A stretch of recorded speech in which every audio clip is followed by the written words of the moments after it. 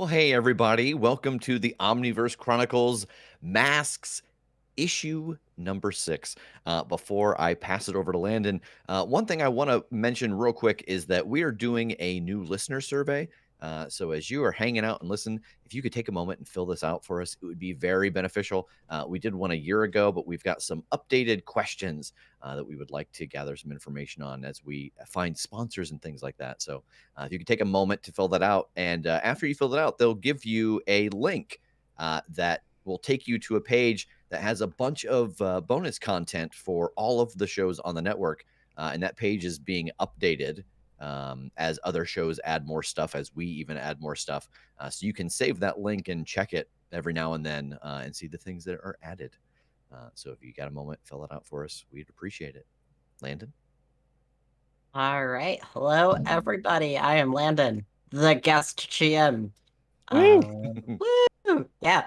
If this is your first week joining us, we're still playing Masks: A New Generation, a delightful game about being teenage superheroes, emphasis on the teenage part of it. Masks is published by Magpie Games, who you can find at magpiegames.com or on Twitter at magpieofficial. Yes, I'm a shill. I know that. Without further ado, let's go ahead and get right into it. I think that's all I have to say. So, on the cover, we see our heroes mid-fight as the street they were on has fractured into pieces, shimmering abyss visible through the cracks. Surrounded, Fragmentation stands in the middle of the fracture in an offensive stance, jagged light blue energy swirling around his wrist. In the foreground of the cover, we see Jinx knocked out cold on the ground. The shadow that stretches from her forms shadow images of the rest of her teammates, all with purple glint in their eyes. In the sky behind the fight, both the sun and the moon are visible in a twilight that casts the city and the terraces' outlines in a hazy lavender. The Omniverse Chronicles, Masks, Issue 6, About Time. We open to the inside cover when we see our previously on blurb. There's chibi art around the blurb with I can talk, maybe. There's chibi art around our recap of Synthesis and Vex getting ramen, while Codex and Sable share some cupcakes.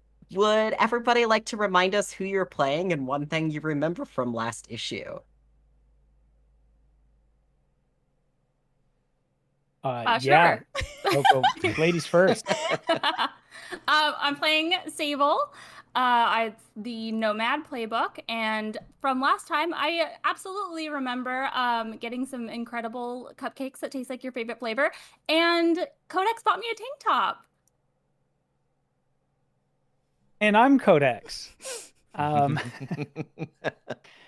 am playing the Nova playbook. Codex Augury is my superhero name. I am a math magician, so I use runes to summon things into the world and create merry havoc. From last time, I remember also the thing that Megan said that happened, but also sort of a weird little escapade down into this wizard's market below the city with my biggest crush, Jinx, who might be possessed or something, kind of, sort of. Long story on that. Watch the other 5, then come back. I am playing Synthesis, otherwise known as Harper Harris, and I am the Janus playbook. And last issue, I had a pretty big fight with Vex. He kind of threw me under the bus in front of the visionary CEO, and but we mostly mended fences, at least temporarily, over ramen. And the big thing that I remember is that I convinced him to dine and dash with his teleportation powers. And I am Rev. I am playing Vex, the delinquent. He is the teen teleporter. And the thing that my headphones just told me, low battery. That's good. And the thing I remember from last week, boy, everyone kind of covered the things that, so I'm going to say the look on everyone's faces as as we were arguing was awesome, and the responses in chat were amazing. All right. Our first panel is a full page, picking up where we left off last time. Synthesis and Vex have just teleported in right as this pocket dimension has formed. Fragmentation stands in between the four of you, with all these cracks scattering out along the road from his feet, as these almost prism-esque walls seem to form a really large boundary around all of you. So it's not like you're caught up really tightly, but you all can kind of see, it's a solid block and a half at least. Jinx has been hit down not only by fragmentation, but then by a loose blow from Codex as well. She's trying to get to her feet, but her arms are clearly shaking as she's trying to push herself up, and it's clear between these two hits that she's not doing great. Fragmentation's focus is completely on her, and he's taking a step towards her, and we get that bubble crunch as he steps on one of her rutabagas, and it just crunches under his boot. What do you do? Oh my god, I thought you were gonna say rib cage. I don't know why. No, I'm not going there. Would have been a Jeez. content warning if I went there. Whoa. Oh. I've never been so happy to hear the word rutabaga. She did have her groceries. They're all over the ground now. Her groceries. She's Oh, no, gonna the have to get groceries. more.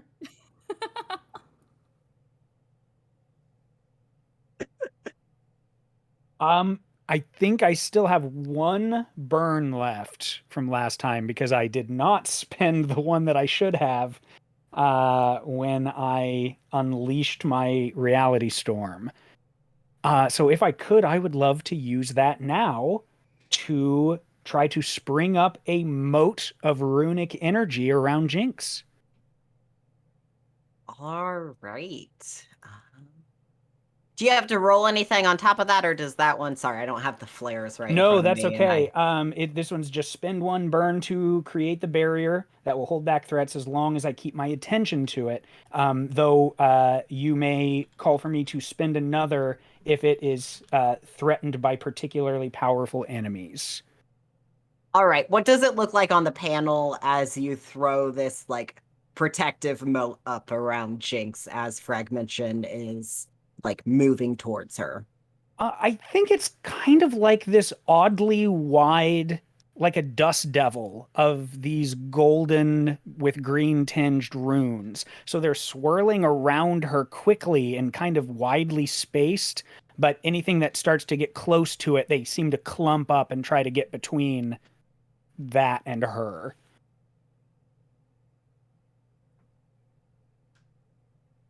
As that pops up, Fragmentation doesn't immediately go to push against your barrier. Instead, he stops for a moment and turns and looks towards you, Codex.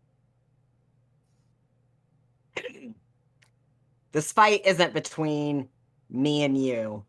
Let the barrier down and I'll let you and your friends out.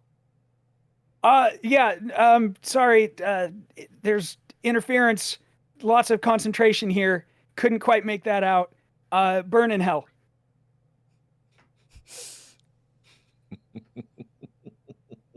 And this does take concentration, so I'm literally hands out manipulating these runes as I'm trying to keep them swirling.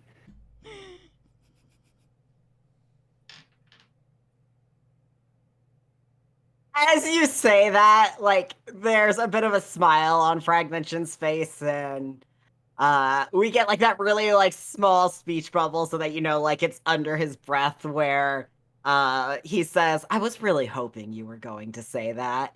And we see around both of his wrists this jagged blue energy start to form, and you feel that pressure starting to form up against your runes of this moat as if something's just trying to fracture it apart and tear it apart piece by piece. It hasn't quite pulled it apart yet, but everybody else, you see this going on. You could tell by the look on Codex's face that there is something going on here. You see the magic going on. This is taking a lot of focus. What are you all doing? I think knowing that this person is trying to, it seems tear apart whatever it is Codex is doing, and the focus required for both of them, I throw a couple of the mind daggers at the back of them, to try and get them off focus. All right, roll to directly engage a threat. By them, not Codex. Thank I've you. decided I'm just picking a fight with everybody. Yeah. This is Codex's turn. Fine. And that is With danger. danger. Okay, about 12. 1 second, I'm adding the start a session freebie team. All right, so on a 10 plus, you get to pick 2 from the list, resist or avoid their blows, take something from them, create an opportunity for your allies, impress, surprise, or frighten. The opposition. I think I'm gonna take something from them. Can that be their concentration? Yes. Okay. So I will take something from them, and then I will resist or avoid their blow. All right. So what does it look like as you throw these couple of daggers? I think that this is kind of a trained move of that I throw them and I wait until they get super close, and then I move to a new location so that I'm not in the same spot when they turn around to retaliate, but I don't want to leave before I get a sense that the mark is hit. So I appear kind of up next to him now, up like a pile of rubble. So those daggers definitely hit, and Codex, you feel like that direct pressure fighting against your moat immediately back off as these daggers hit. And Fragmentation turns to face originally where you are, Vex. And you're happy that you moved because you immediately see one of those jagged lines where you're starting to see this sort of galaxy abyss void form. And it's wider, the other ones have been kind of hairline cracks. This one's a good couple of inches. You could get a foot stuck in this one at this point. That goes right to where you would have been. Okay. And seeing that you're not there, he turns and quickly is able to survey around and seems to very quickly relocate where you are. And then goes, well, you might not be your brother, but you can pay for his crimes too.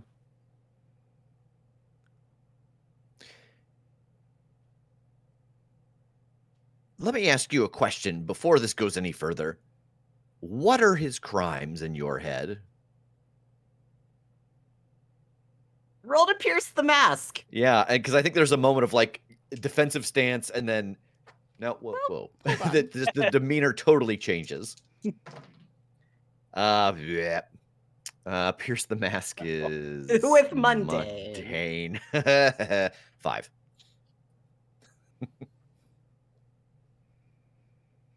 Yeah.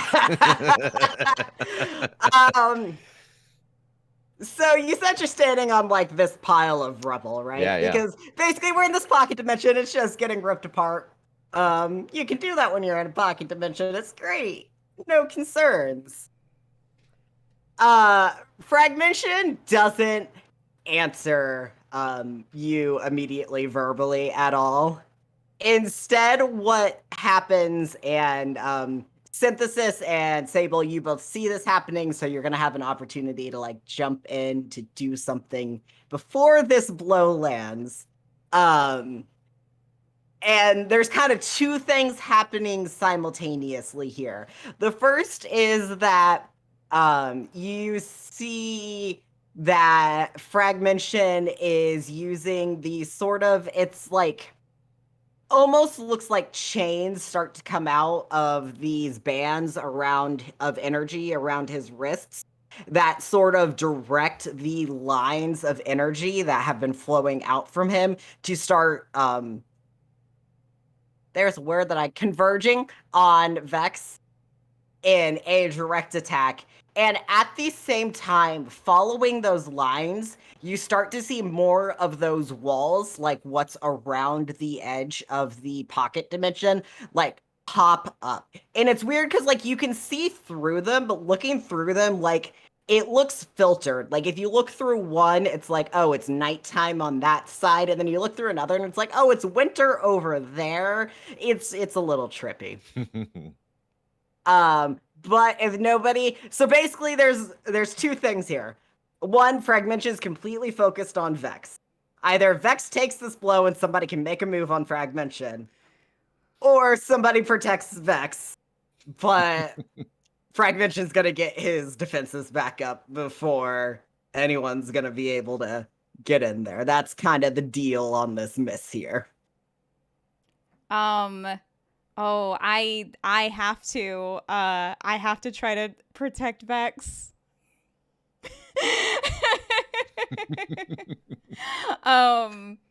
I think you all don't even see Synthesis, because I have just like disappeared into like the asphalt, and I'm using my impossible mobility to get to him as quickly as possible and try to pull him out from this converging energy.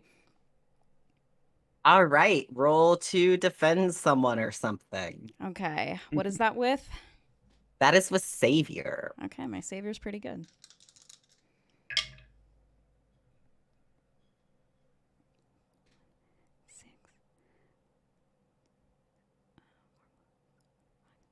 Eight.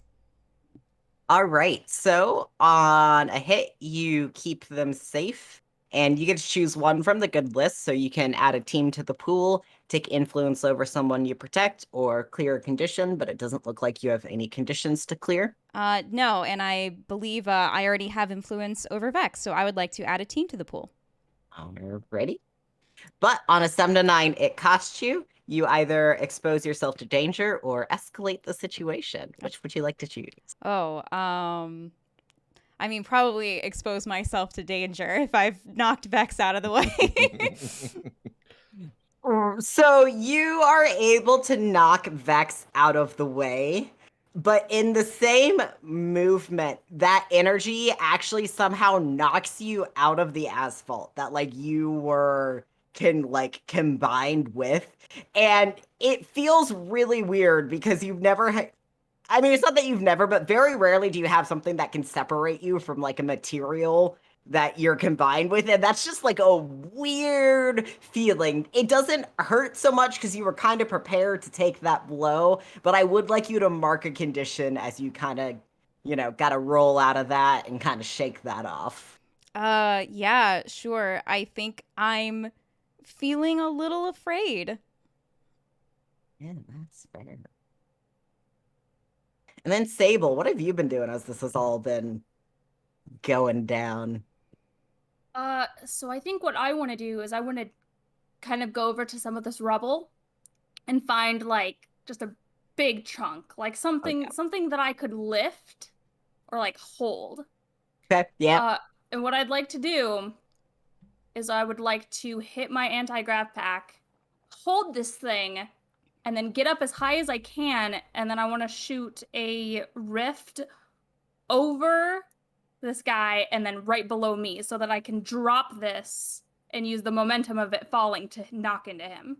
Okay, so we've seen Sable setting this up in the background of like all of these panels as this has been going on. This has been talking, and we've seen Sable like pulling this like big boulder out of this like pile. It's like it's just been going on in the backgrounds because it's been like a whole setup going on. There's definitely a point where it's like there's this like conversation and like saving each other, and then Sable's just in the back like, which one of these? No. Yeah, maybe this one. There's Sable got like 3 really solid chunks of cement out and like had to like make a choice, and it was like it was great. It was a whole little subplot going on in the background. Sable and the cement chunk. But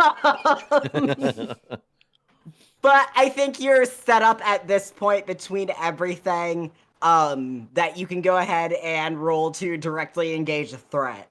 And you definitely got your little space bandit. Oh, nice. Okay. And that gives me superior? Yes, you get a roll with superior as you drop a cement chunk on Fragmentation. He expects powers. He doesn't expect a cement chunk to fall out of the air. Good. That's going to put me at 10. Awesome. Yes. So on a 10 plus, you get to pick 2, resist or avoid their blows, take something, create an opportunity, or impress, surprise, or friend. Let's go with resist or avoid their blows. And I would like to create an opportunity for my allies. All right, what type of opportunity are you looking to create? Because there's kind of a couple things going on here, so. Yeah, I mean, I think that I've seen this guy focusing on putting out these attacks on my teammates here. So I just want to knock him down, just like completely disorient him, so he's not going to be able to like direct attacks back to them for a minute, and so they can get their footing from all of this attacks that they just took. Okay, so what this looks like is that the cement chunk, like, we get this nice, the panel of Sable dropping the cement chunk is above the panel of Fragmentation, so we just get the cement chunk just like going through the gutter between the 2 panels as it drops on Fragmentation. And I mean, he takes the hit like a champ, as you know, villains do. But it's like a delayed reaction. It's like the cement chunks like already hitting him as he kind of throws up this sort of cocoon of these prism walls that we've seen him using. And it looks like you all like these are opaque compared to the ones you've seen him use so far. Like they're a light blue. And it seems like he's holding it there for a moment, kind of as he regains his composure from being hit over the head with cement. Before we move forward, because this is still going to continue in a battle at this point, I think we are, in fact, engaging a dangerous foe as a team, or entering battle against a dangerous foe as a team. So when we do that, we start with adding 2 teams to the pool. Who is the leader of the team right now? Do we have a leader? Oh God, I don't know that qualifies, but I'm sure the one that threw the gloves off first. I hate that I'm talking. Yeah, I mean that's the only thought I have that occurs to me is Codex went full gnaw dog on this. I agree. I think you're the like we had an opportunity to get out of here, and you were like, no, we're staying and we're doing this. And then I was just kind of like, cool, all right. And then our other teammates joined us from there. So Sure. I would agree. All right. So if the leader has influence over every other teammate at a team, so you do. So up to 3. What is everyone's purpose in the fight? Like, what is your win condition? Interesting. Successfully protect Jinx from this encounter. I don't even know why we're here yet. Like, we got a call said, hey, go to them. Don't know who this guy is. Yeah, we super. Not even 100% sure I see Jinx. I think my priority is making sure that my team is okay. So it's protecting Codex and Sable and Vex. Yeah, I think that I think I'm the same, that it's protecting the team because that's really the only information we have. I think mine is going to be to shut down what this guy is doing. Like the barriers and the things that he's putting up to be a detriment to us. All right. So kind of differing purposes, so we're not going to get that team. Does anybody mistrust the leader or the team? No. Nope. No. Right. And is the team ill-prepared or off-balance? I think we just kind of established we are. Yes. Yeah. Very. So that would remove a team. Alternatively, Codex, you can mark a condition so that we add 3 teams to the pool instead of 2. There's currently 3 team in the pool. Yeah, I think we'll just call it chill with the 2. All right. So that brings us up to 5 team in the pool. All right. So we have this brief moment of fragmentation and his own little pocket dimension within a pocket dimension. We're inceptioning. It's Mhm, not a yeah. problem, I promise. What are y'all doing? You got like a moment to regain your footing. Yeah, if it's quiet for just a second, I'm still holding this barrier and kind of gauging what he's doing, but I also look straight to Vex. Our original target is confirmed with low-level infection, and I very pointedly turn back to Jinx, keeping this barrier up. I want to take a moment to like just having heard that. I want to look at Jinx and look at just this whole situation and these different panes of universe glass and stuff. So yeah, I want to try to assess the That's the situation. situation. Yeah. Yeah, good call. Good call. Well, yeah, 13. Nice. All right. So on a 10 plus, you get to ask 2. Okay. So first, I'm actually going to ask one. I also get to ask one from my delinquent playbook. What here is useful or valuable to me? Ooh. Okay, you're in a pocket dimension. Mm-hmm. Is there really anything besides the people in here? Is the real treasure the friends you made along the way?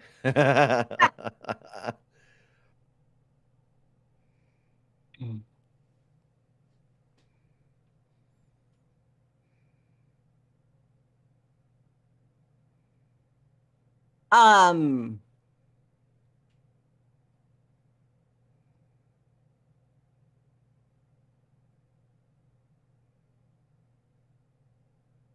Sorry, I'm like my No, it's brain okay. just went. I'm having a GM blank moment. Okay, useful or I'm there all valuable? the Useful or time. valuable?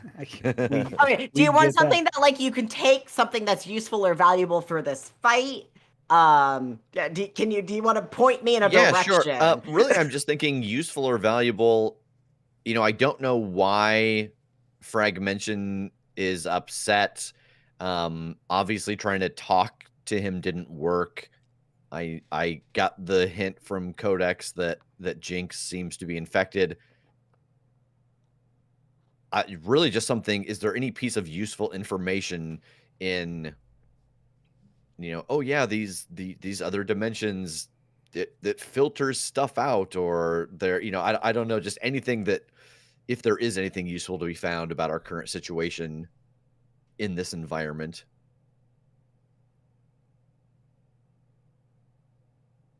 Okay, yeah. So I think what you notice as you're kind of like looking around and like looking at all of these dimension glass and stuff like that is that not only are these dimension glasses like different sort of like, oh, it's winter, it's fall, it's spring, it's night, it's day, it's midnight sun, what have you, because evidently that happens sometimes in this halcyon, who knows why.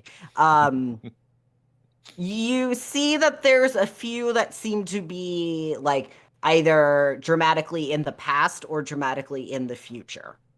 Um and like one of the future ones, you kind of get the vibe that it's like a couple of years, um because you see like a newspaper that's conveniently like because there was a newspaper stand. There was a Yeah. like one of those, you see it on the Yeah. that's like the date is nice and easily seen because you're paying attention. It's Um advertising Fast and the Furious 18.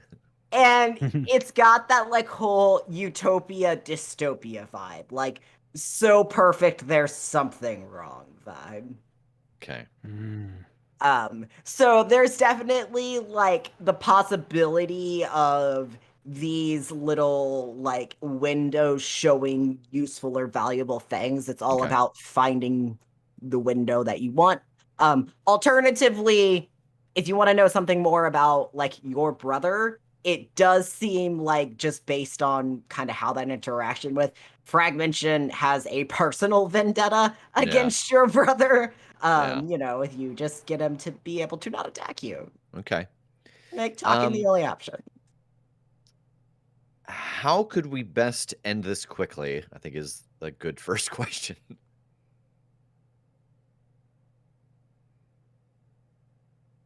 Well, you do have somebody on your team who's capable of bending reality. Yeah. Yeah. So if you want to get out of here quickly, that's the best way to end this quickly. Yeah.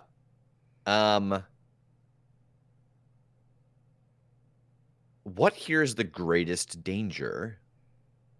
So that's okay. So that's what here is in the greatest danger. Do you want to know like what here is the biggest threat, or what here is in the greatest? Yes, I see. Words matter in the order that they appear on the page. Yeah, what here's the biggest threat?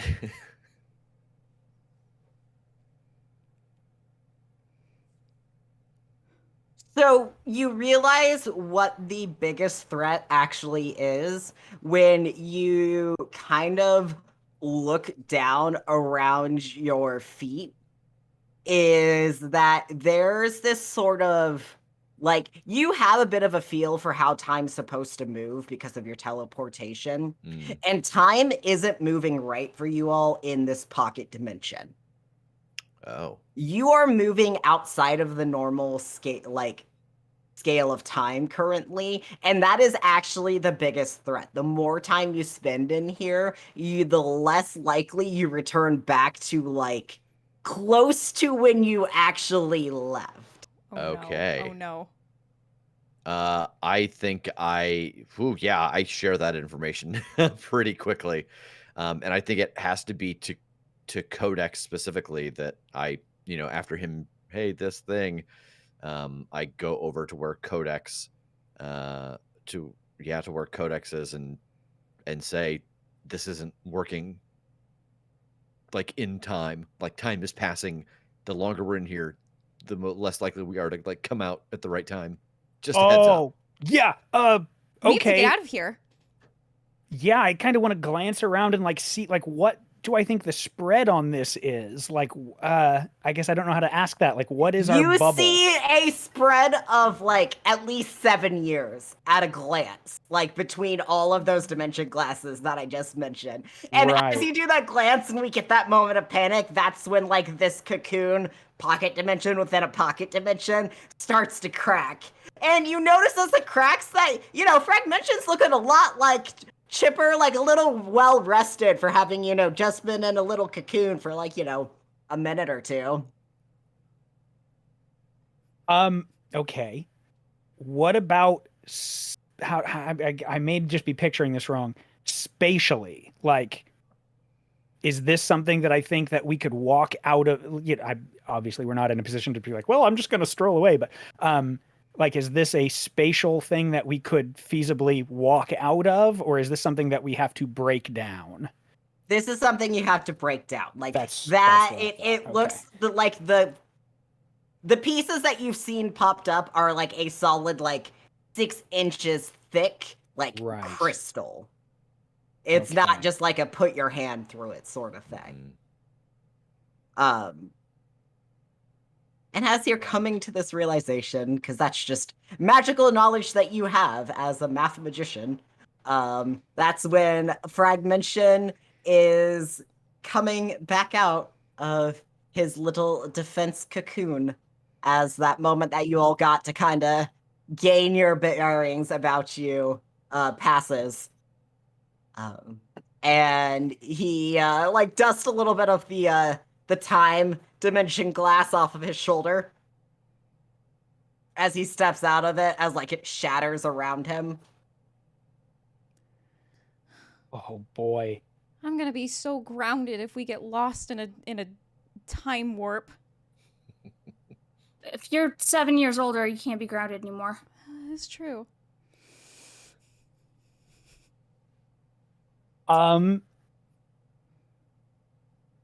God, I don't even know how to explain this then. I think I have lost my concentration on the moat at that realization. And now what's going through my head is, what is the math on equalizing time? Is like seeing what's happening and how do I not shatter it, not stop it, not break it, but I want to work against what he's doing to, be a negative and a positive so that there's nothing. Are you building up burn again, or? I think I have to. Yeah. I think I have to, because what I have in mind, I don't think is something as simple as an attack or something. As Codex's moat falls and like that protective barrier falls, and you're all kind of like right there, you all can see that Jinx has just passed out. Like she was trying to struggle up, and like Sable saw. The rest of the other two of you didn't see, and she's just out. And seeing that Fragmentation readies an attack towards the group of you, with the bulk of it focused towards Jinx. What do you want to do? If you want to go ahead and roll your burn, sorry. Oh, sure, yeah. That's plus, oh yeah. Conditions marked. Didn't need them. That is a 12. Hold 3. Perfect, okay. So yeah, I'm sure that, as usual, that takes me a second, so I'm building that.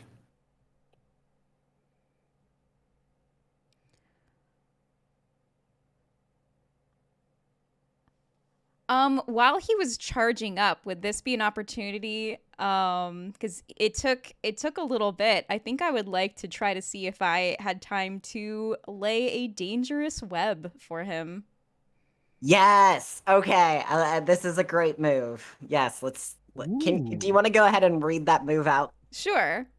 When you reveal a trap you've left for someone using your powers, roll plus your mask's label. On a hit, your opponent trips into it and you get an opening or opportunity against them. On a 10 plus, take plus 1 forward to pursuing it. On a miss, the trap inadvertently leads to a dangerous escalation. Unfortunately, my mask's label is really low right now. One thing you haven't used yet. That's true. I haven't used the mask. Which you have not used the mask yet. So I think I will. I will use the mask, which flips my my mundane and my mask's label, because I think that in this moment it really is reaffirming my superhero identity as opposed to my mundane one. So that helps a little bit. Yeah. Nice. Because you need synthesis to save your mundane identity. I do. I sincerely do. And I'm glad that I did, because I would have failed without it. So that's a 7.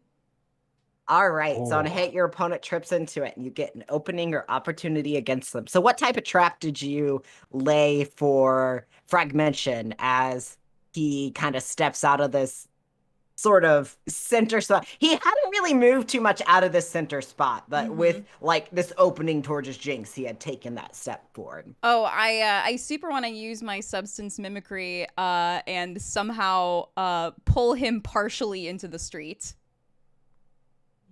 Nice. So it's almost like asphalt quicksand. Exactly. He just quicksands into the street.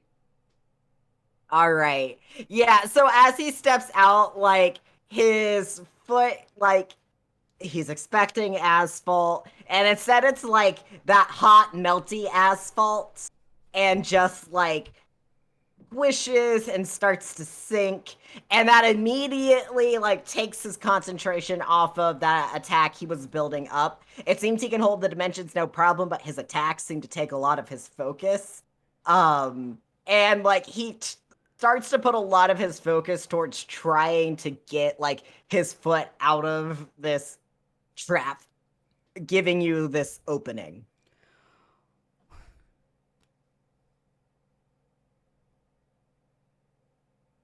What do you do? Me or anyone else?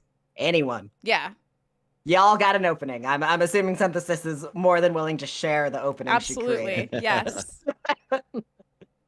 Like a good leader, very generous. Like a good leader, Synthesis is there. Yes.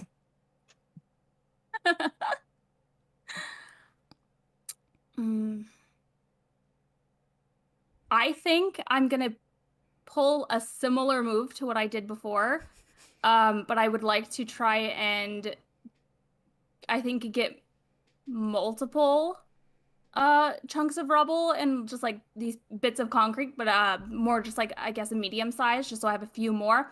But instead of dropping them on him, I want to create like 2 portals to like build up a bunch of momentum, and then I want to hit him from the side since he's like it's stuck in the road, to try and like knock him down and not be able to like get his footing and save himself. All right, go ahead and roll to directly engage a threat. I don't think you get your littlest space bandit That's this fair. time, though, because you caught him off guard once. That is fair. You portaled him once. Okay, so then that's danger normally, right? Yeah. Okay. Plus 9. Could I spend a team to bump that up to a 10? And I think it's just my trap just holding him so that he can't even like possibly get an opportunity to lash out or hurt Sable in any way. All right. So on a 10 plus, you get to choose 2. Resist or avoid, take something, create an opportunity, impress, surprise, or frighten. Can I so take something from him? Can I take like the concentration that he's using to hold up these barriers? Or like I guess I don't know if I have enough of an understanding to know how this is working, like how he's keeping us here. You can definitely weaken it, which I think will give Codex the opening to Okay. like Fantastic. actually like be able to do something. And I would love to do that. I'd love to weaken his hold on these, and then I guess the other one would be create an opportunity for my allies. All right. So you're not resisting or avoiding their blows. Sure, I'm not. The fun option. Good. Okay. So we just see Fragmentation just get like showered in all of this like cement and rubble, and a bunch of it gets stuck in this like sticky asphalt around him too. Like insult on top of injury. Like let's just drive it home. And he seems to be the type to very much just go for absolutes. He gets very honed in and very focused. And you have been the one, Sable, to really successfully land blows on him so far. So as like this all goes down, he turns all of his attention on you. And everybody else, as you see him focus in on Sable like this, you see that like all of these kind of barriers and walls and stuff that were pretty solid and like opaque in a very crystalline way kind of waver and start to almost become more like jelly than crystal. But Sable, you are like just like you see the blue energy coming across the ground towards you, and like you see like that sort of galaxy in the ground behind it that like you're familiar with, like that you're like you've stared into the abyss before, like you know you're familiar with that, right? But it's weird, like this is a kind of like weird moment. I think it's like that sort of like slow motion panel. I mean, I know it's a comic book, but it's a slow motion panel for lack of a better way to put it. And I'd like you to roll to take a powerful blow because I want to see if you're able to react in time or not. Okay. Right. Okay, and I have one condition. Okay. So plus conditions, that's gonna put me at a 10. No! Yeah, I rolled a 9. All right, so on a 10 plus, you can either remove yourself from the situation, flee, pass out, etc., lose control of yourself or your powers in a terrible way, or take 2 options from the 7 to 9 list. Oh man. I didn't choose the fun one last time. I think I gotta do it this time. Ooh, are you gonna lose control of yourself or your powers? And Yup. so, if you don't have an idea, I have an idea for how Oh, this please, Landon. So I think as like this attack goes, like it hits real solid. And I think on the panel we actually just see like the light just pass through Sable. And then we get like the next panel from Sable's perspective. And it just looks all like abyss and galaxy in front of her. And she instinctively just goes to use her graph pack. And Codex, you feel the amulet in your pocket, you know, that one with all the gravity well, resonate as she activates her grav pack. And just everything in this entire pocket dimension like starts floating. Like all gravity just gets like obliterated in this pocket dimension. You're all floating now. But Codex, you have an opportunity.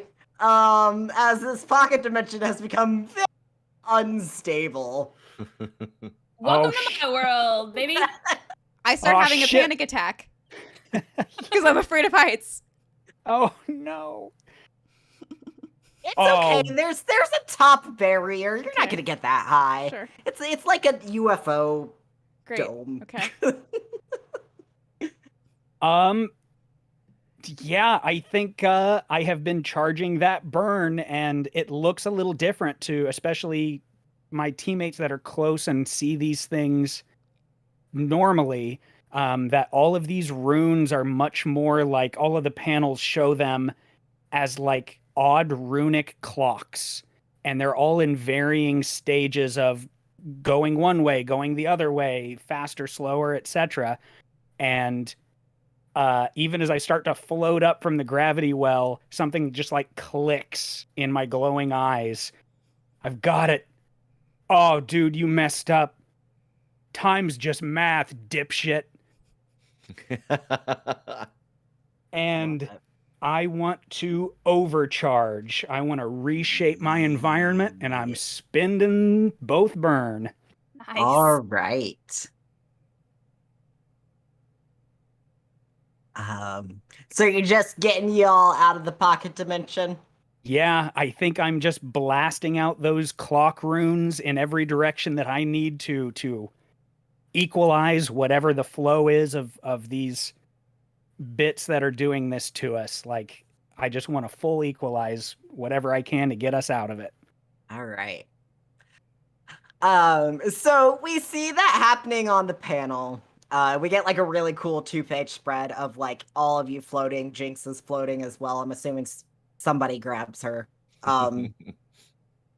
To be fair, she spends most of her time floating anyways, so yeah. And you know, kind of the benefit of being stuck in asphalt for Fragmentation is that he's not floating.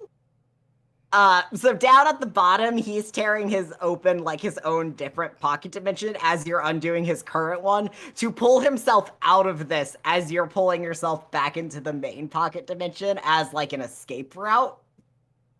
So we get that bit of like his escape as you're able to pull everyone back into the main dimension, so to speak. If it's okay with you, I'd still like to do a little bit of a time skip, but I don't want to like take away the bit of your overcharge, but I just want to make sure. Okay, cool.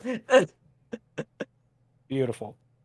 And as you all like resettle on the ground, you're in the street that you were before. The first thing you notice is that the sun is rising. And it was like evening when you went into the pocket dimension.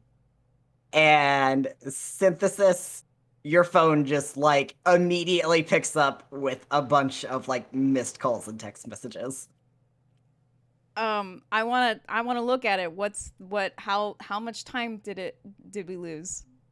You lost like a week and a half. Oh no. Like the first day there are like like that first evening there's a bunch of really panicked calls from your dad, and then like there's the last like one before a couple of other ones that's like from your dad that's like, Dr. Tanner got in contact with me. I understand that you've been sent on like an overseas trip for your internship. You really need to talk to me before you do these things. We need to talk when you get back. I understand. Like, she told me that you weren't able to like get phone access and stuff, and that was really important that you need to be there. I know this internship's important to you, and I love you, and I just want you to be safe, but let me know when you get back. So Visionary covered for you. Oh, Jesus.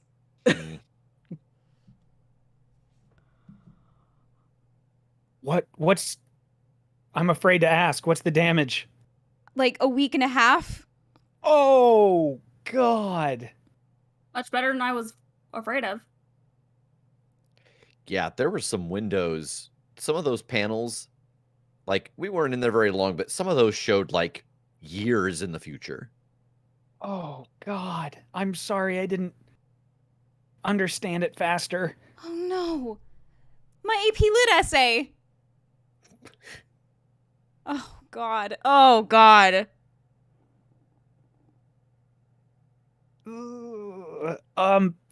Oh shit. I'm going to run over to check on Jinx. Jinx is like just starting to come about. She's got quite the magical equivalent of a goose egg. Like, it's weird because like it's not a physical goose egg, but like it's just like Yeah. you know exactly. The aura like, is off. Yeah. And she's just like, how much time did I lose? Like a week, a little over a week. Oh, okay, that's not too bad. He normally does worse than that. Oh my God. Who is that guy? Okay, well, you see, like 2 years ago, this big thing happened with his parents. There was like a big fire, big accident, and had to do with that big villain meltdown. We did our best, but like you can't save everybody. But he's taken it very personally and just continues to hunt down the Guardians whenever he can. We routinely fight him off, but he's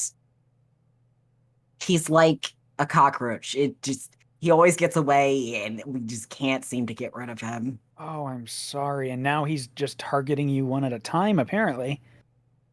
Well, I think he's learned that, when there's a group of us, it's a little bit more difficult. Yeah. Okay, well, I mean, you look mostly okay. It looks like your sort of situation is off. I don't know what it is supposed to look like ever, but yeah, it'll be fine in a bit. And Jinx pulls out her phone and like flips it open and then goes, huh, that's a little weird. what? Guardian group chat's been silent for the last couple of days. Oh, that is weird. And I glance over at the other three.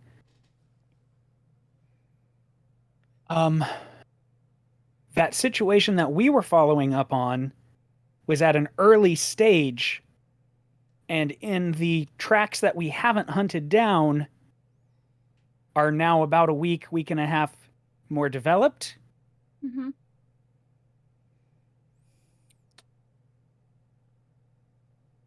Is there... Oh, sorry. No, go ahead. I was gonna say I think I kind of look at Vex like I look at Vex and I look at Jinx and I look at Vex and I look at Jinx. And that's it. is there any chance that, like, what's his ultimate goal? Is it to, like, trap you someplace in another future or in another dimension, or do you know? I think he's just trying to avenge his parents because we weren't able to save them. Like, I don't. But you don't know, like, you don't know if he's trying to kill you or strand you in an alternate reality or. I mean, if I was him with his power set, I'd go for the stranding route, but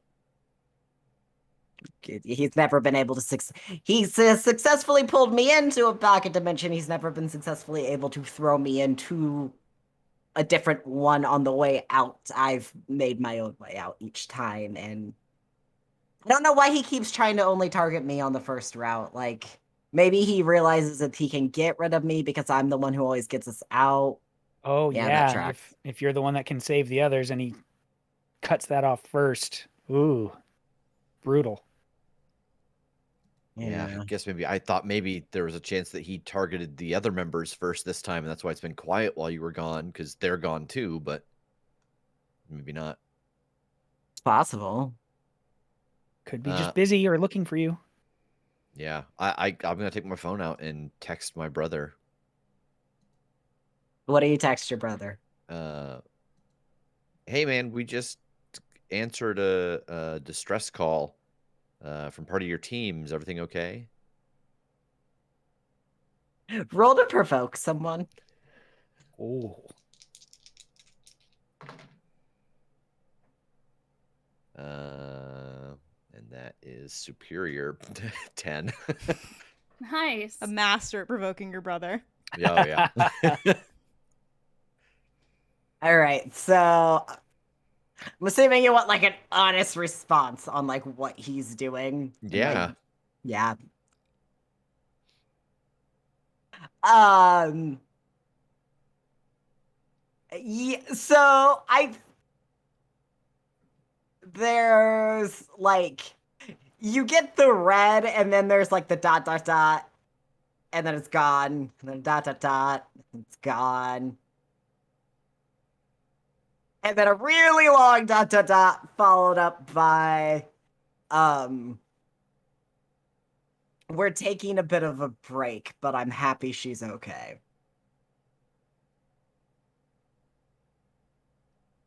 I turned to the rest of the group. I think at this moment,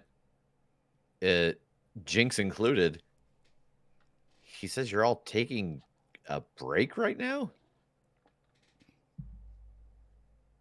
What does that mean? That what? Yeah. You're on a break. And he's glad you're okay. It's kind of an asshole. Yeah. Anyways, I got some research to do then.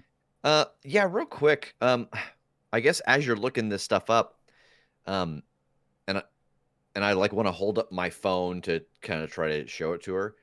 And I'm gonna try to blast her with the telekinetic power to get the purple out of her.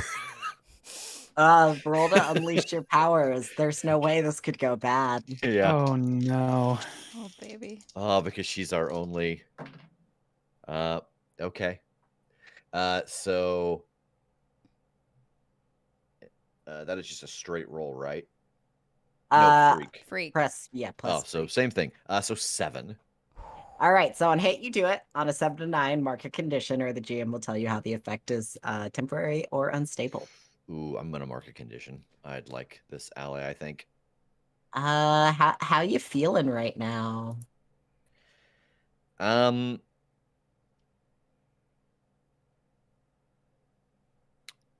Boy, that's a good question. I think in this moment,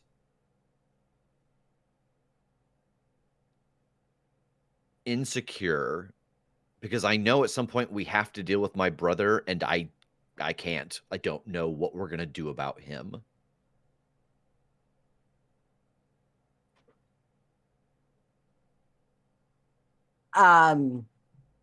So are you gonna do like the thing you did with the orator where like you physically kind of like pull this thing out? Like, are you gonna tell her what you're doing, or Yeah, are you yeah. doing this on the sly? No, I'm gonna like pull it out so she can see it, and maybe even give everyone else another moment to get a good look at it if that will do anything for anyone. But yeah, I think it's definitely like, oh yeah, and this is Kalima.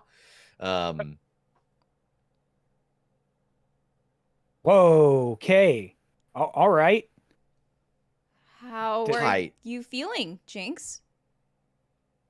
Not really any different. That's weird. Maybe at least ask before touching me next time.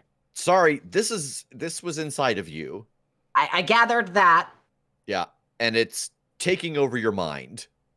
Well, I hope it's not now, since it's Yeah. outside. I didn't want to ask because I think you're all connected somehow. So, like, if you knew and it knew, then they knew.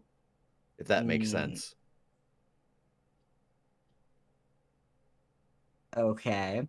Yeah, I track. But that's what we think has happened to the rest of the team. That you were all infected by this at the same time.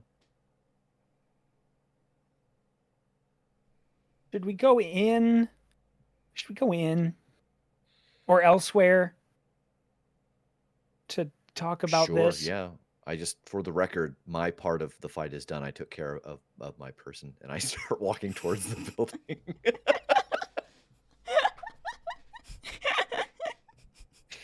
That's great. I'm gonna go on Right. vacation now. Have fun, I'll guys. see you guys. Check. See you guys in a bit. Right? He did his part of the group project. Now we all have to. But yeah, I think it is just taking a little time to I think we do we, I mean, we As gave like that you much up. approach the Guardian base, like Jinx waves her hand and the door changes, and when you open it, it goes to a completely different place. That's evidently like Jinx's personal base. I love her. I think I love her. And I'll we're gonna follow. talk- Look, we're on a break. I don't want to use the team base. Gross. There. Yes. And I'll follow her. Yeah, same. Yeah. Yeah. She like just starts making like she pulls like Oreos and like a bunch of like chocolate chip cookies and all this stuff out of her cabinet. It's in here. Like she has like a bunch of just like snack foods, and she gets like some waters out, and she's just like, all right, y'all, tell me what's going on here exactly. Y'all full thing? As much as you're gonna tell me, I'm Yeah. Yeah, so we're working for the bad guys and they're infecting heroes and villains to make them work for them and to get like sort of parts of them and how they work and their powers. And it's oh god, it's a whole big conspiracy, but it's all true and we verified it. And your team is infected and obviously so are you. And Yeah, and unknowingly working for the bad guys. Yes. I do want to throw that out there. I appreciate that. Thank you. And that's right, kind but of now you're knowingly working for them, Which which is fine. For right now. Okay, yeah, Which sure. is fine. Then yes. That's Yeah, just making okay. We're like secret spies. Yeah. We're taking them down from the inside, you know? All right. And so you're saying the rest of the team has the weird squiggly wiggly purple thing. Mhm. Has probably And been the brain. compromised. Yes. Yeah, and like lots of villains and probably other heroes by now. And since we've been it's gone a week and a half. Yeah, and it's something that takes a while to start fully controlling someone. And since we just lost a week and a half, that doesn't bode well for the rest of the Guardians. yeah. But we have learned that if you put somebody in stasis, it doesn't okay. That's Oh. interesting. Yeah. Because it didn't. I mean, I at least Yeah. as far as I knew, it's not like I immediately ran away from you and was all Yeah. like, Yeah, it seemed to stay the amount that it messed with you was the same amount as it was when we went to the market. So Yeah. So, what are you all doing about it? And she like sits on her counter, like cross-legged, like just opens one of the sleeves of Oreos and starts eating one. Rutabagas and Oreos. You are multifaceted. I, look, he spilled my groceries everywhere, and he stepped on them, and this is all I have in the cabinet, and I'm not about to get. No complaints. Solid. May I? And she just like holds the sleeve out to you. Oh, thank you. I don't know what we're doing. I don't know. Do we know what we're doing? Well, I mean, we'd like to not have brainwashed, controlled people fighting against us. So if we can get the rest of your team back, would you help?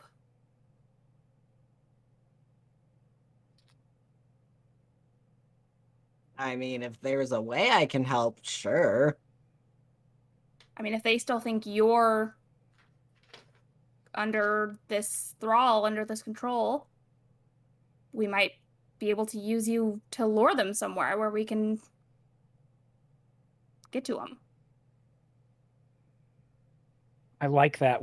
I feel like maybe another conversation with the orator is in order so that we understand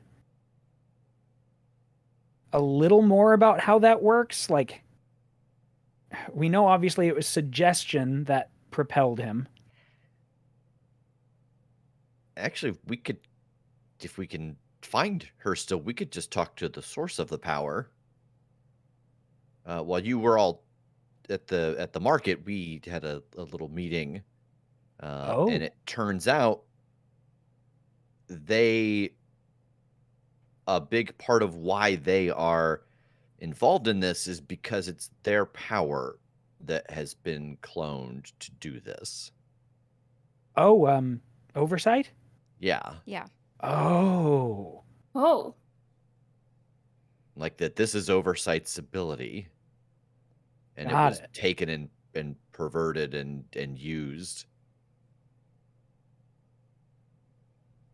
Well, okay. I mean, ultimately, it's going to come down to,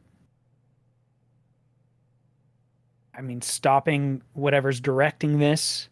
We need to deal with the doctor, right? Still something about taking out the machinery was in order, right? Yeah. I kind of wanted to talk to you about that, Codex. Oh, okay. So we know that we need to get into this supercomputer, and we know that Dr. Tanner's connected to that, right? Yeah. Maybe that's how we access it. Is there a way that we can use magic to affect like technology or something that they would interact with that could gain us access to the computer? Notoriously, magic and technology do not mix. Case in point, our phones in the market. Well, I don't mean mix necessarily, but I don't know, kind of use it as a Trojan horse. Like, and I think I hold up my graph pack and I say, I've got some gear that they've been wanting to get their hands on for a long time. If we could give them that, maybe that would be enticing enough to, I don't know, take over the computer or gain access to figure out. I mean, maybe it doesn't need to be magic. Maybe it is just straight up technology. I don't know anything about any of that, really. I just take stuff apart and put it back together till it works. I don't really understand how it works, but Yeah. I mean, if we want to break the computer, I think magic is the way to go. Magic or a sledgehammer. The problem is still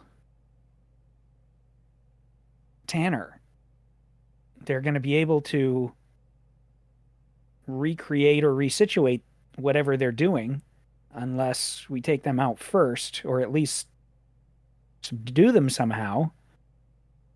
So, yeah, I mean, the question is how. I mean, I'm sure I can come up with something if we want a magic bomb Trojan horse to at least mess up their system. Okay, we can talk about that, but again, it all comes down to that is a step, but what do we do when it happens and they know that we've done this? What's the fallout? We know that we're done then with any charade, facade. I definitely don't think it's the next step, but maybe it's our way in once we get whoever we want to get on our side. Yeah.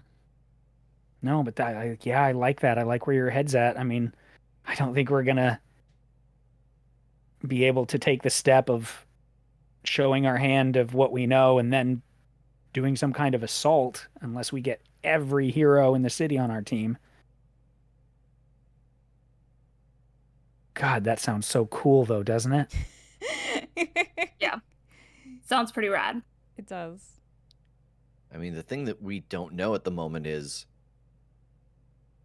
whether they know if someone's not under their control anymore. And again, this might be even more reason to talk to Oversight. Yeah. Jinx, you were missing for a while, so us coming back and instantly having that removed from you might be okay. But if you had been here the whole time and it was removed, they might know. We just don't know. Yeah.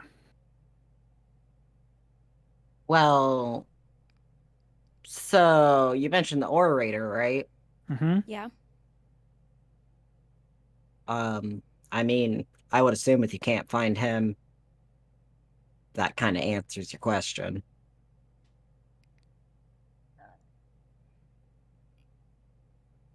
Mm-hmm. Mm-hmm. If they tracked him back down while we were gone. Yeah. Oof. Can I open up my phone and just I don't even want to read just my text. I'm just ignoring that extremely large red number that's above my text messages, and I don't even missed calls, and I don't want to look at it, but I do want to check social media and just search the orator and see if there's been sightings of him or some sort of was he taken in by visionary or anything like that. Ooh. So there was sighting of him over the weekend. There was an opening of some really avant-garde opera that was in some abandoned theater. So of course the orator showed up. It sounds like him. It sounds like he's still in his right mind. Yeah, I mean, he robbed a bank on the way there so that he could shower the artists in money and then disappeared into the night. Are we sure he's a bad guy? That is such a subjective term. Right. He's just fancy. Yeah. There haven't been any articles about him having been taken in by Visionary. But there's no the orator doesn't really have Actually, I think you do a little bit of digging and somehow because you have that fan club, you're able to find the other kind of odd fan clubs, and then you find the orator's fan club, which is just really weird. Oh no, I'm in a Tumblr wormhole now. There's yeah. Oh, no. Wait, when did actual Kim get here? I was did you just find our Discord? Yeah, so you end up in some weird, it's a weird corner of the internet where there's an orator fan club. People, there's literally people have transcribed his off the cuff monologues and stuff. But there's also a bunch of candid photos of him and stuff. And you see one that was taken as recently as yesterday. Okay. So he has at least been seen as recently as then. I will share that information with everyone else. Well, I think that as she is like looking at that, like the next frame is that exact same picture, but there's a business card like all up in her view. And we pan back, and the order gave me his card before he left the last time, and so I've just pulled it out of my pocket and I've handed it to her, so it's directly in front of her phone. Okay, I mean, yeah, we could also just call him, but it's Just if you want to, now that you know. I mean, Yeah, all that's on the orator's business card is a really weird like rune. Just dial that rune. I don't think I have that emoji. I think you have to speak it in some lost language. Oh. It's a talk to text thing. Yeah, and then I pivot it to Codex. Codex, this is definitely just a phone number in rune form. Here, let me do my magic, and I just make my hand glow just for the hell of it, and like pretend I'm doing all sorts of stuff, and then hand it back to her. It's a phone number, but it's just upside down. So it looks like runes.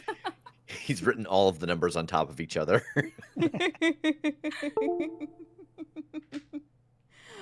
Sure, I'll dial it. Hello. Hi, this is Synthesis. It is 10:30 in the morning. This is too early. It is. I'm so sorry to bother you. We were just making sure that you're still okay after our last discussion, like a week and a half ago. Everything's still good? No weird like hearing things that I don't normally hear, if that's what you're asking. No. Yeah, that's exactly what I'm asking. Oh, okay, cool. There's like a whole like corner of the internet that's like kind of like obsessed with you. Like not very many people, but but they're like, do you know? Have you like Google searched it? And Buck says he's the president. Darling, it's unbecoming to Google search yourself. But yes.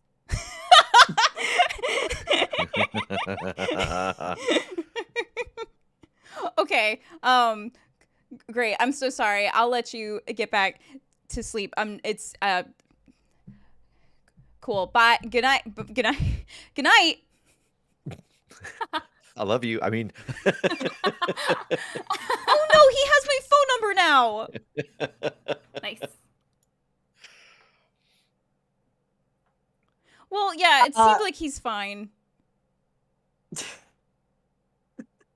Okay, that's good news at least. that Yeah. is good news.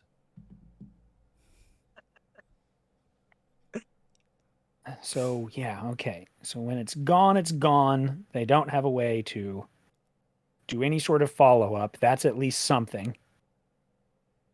Yeah. What we still, I think, aren't sure of is the greater point of, if they have it, do they just, like, can Dr. Tanner see through their eyes and know what they're, any of that we're not sure of. Yeah, I'll be honest, when we went and talked to her, I was kind of flustered, and there's a lot of questions we should have asked and didn't, about just how the powers work, because it was such a shock to find out that they were her powers and had been perverted, and that she had apparently come to some groups and asked for help and got ignored. Bex.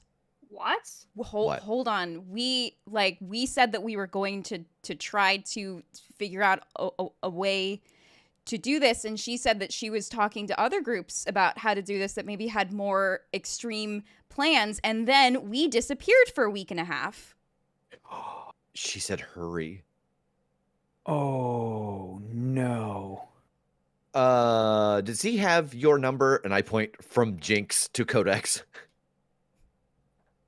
Yes. Awesome. Yes. we'll be in touch.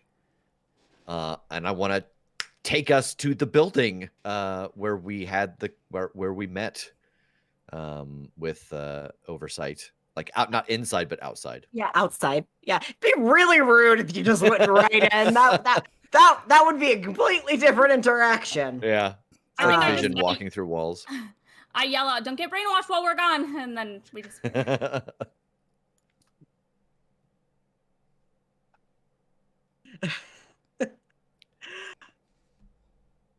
But yeah, like taking us there and then running up and knocking on the door.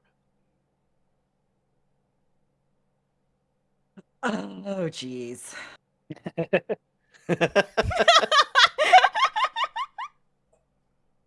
Oh no. Oh no! Oh The door like cracks open, the chains thrown. Like, this is not a invitation Yeah, by yeah. any means. Hello? What? It's definitely Oversight's voice. Yeah. Are you okay? You've been gone for a week and a half. We got sucked into a pocket dimension. You know, superhero stuff. There were a lot of questions we didn't think to ask you because it was all a lot when we talked to you a week and a half ago. But you did mention that there were other people in the mix that had different solutions on how to solve the problems and that we should hurry. Have those plans been enacted already?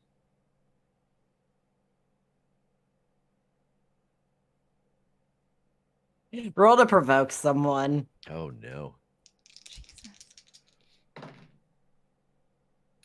And that is 7.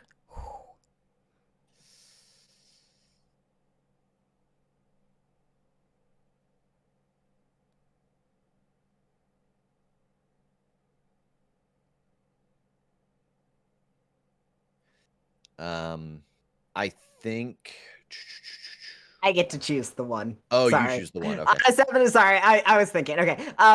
So on a 7 and 9, they can instead choose one. They stumble, you take +1 forward against them. They err, you gain a critical opportunity. They overreact, you gain influence over them. I was choosing between they err and they overreact. Do you have a preference between those two? Oh, I will give you boy. Gosh.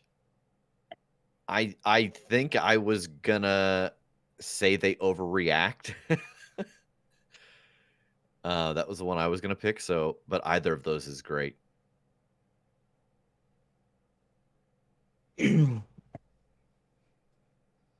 Yeah, so I think what kind of happens here, you're not gonna get the opening to like go in and ask more questions. The door is Yeah. gonna get slammed shut on you. Because Oversight has very little patience, unsurprisingly. Yeah. But before doing that, she says, yes, they're in motion, and if I have my way, all of it's going to be dealt with by the week's end. So if you want to deal with it in a way that is going to be, I don't know, peaceful or whatever it is that your goal is, you better get moving on that, because I don't plan to have this go down without a fight. And the door just slams in your face.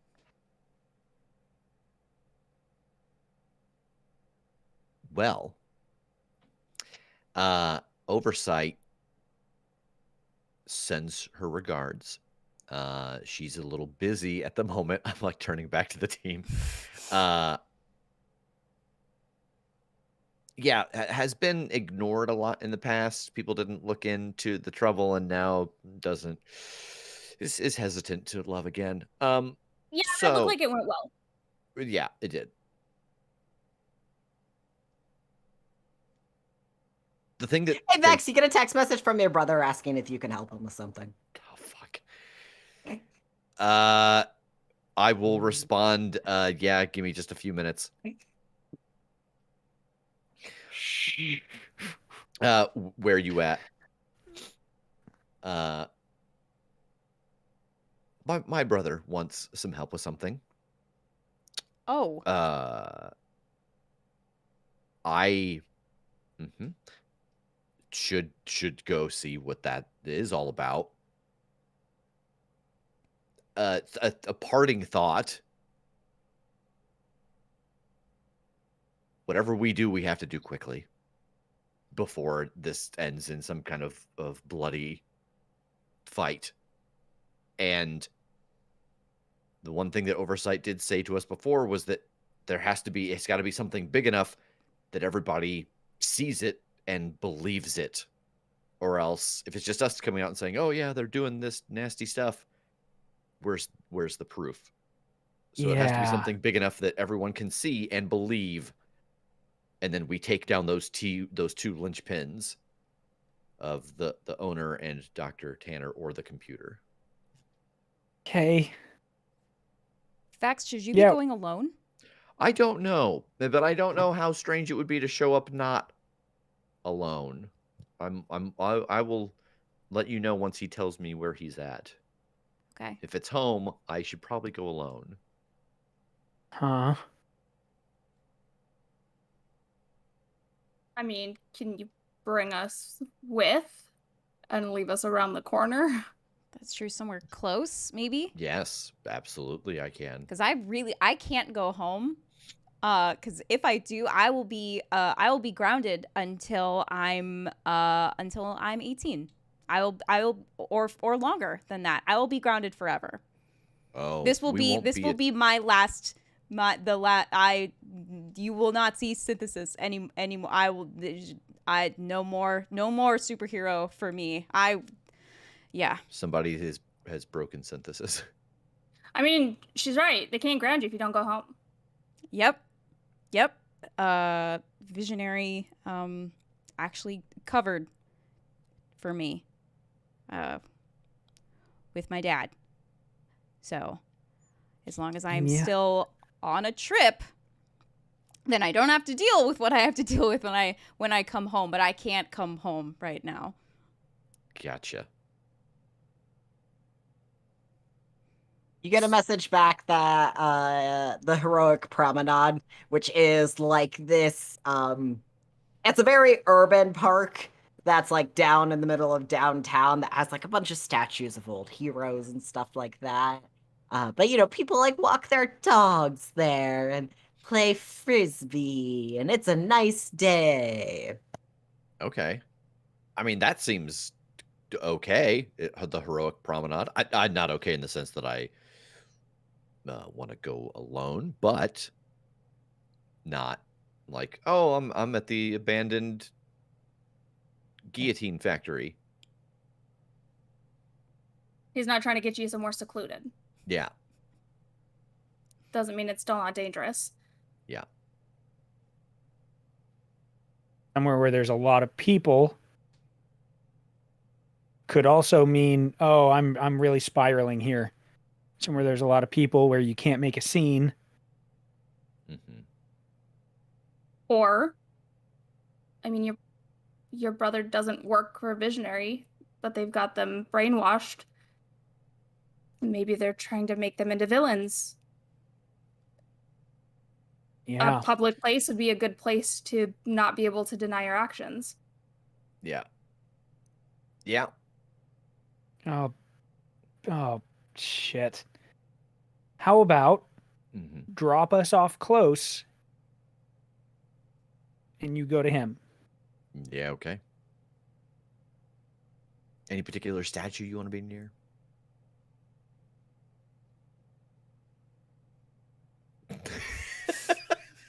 Codex, there's definitely like a statue of one of your grandparents. Yeah, okay, that. Okay.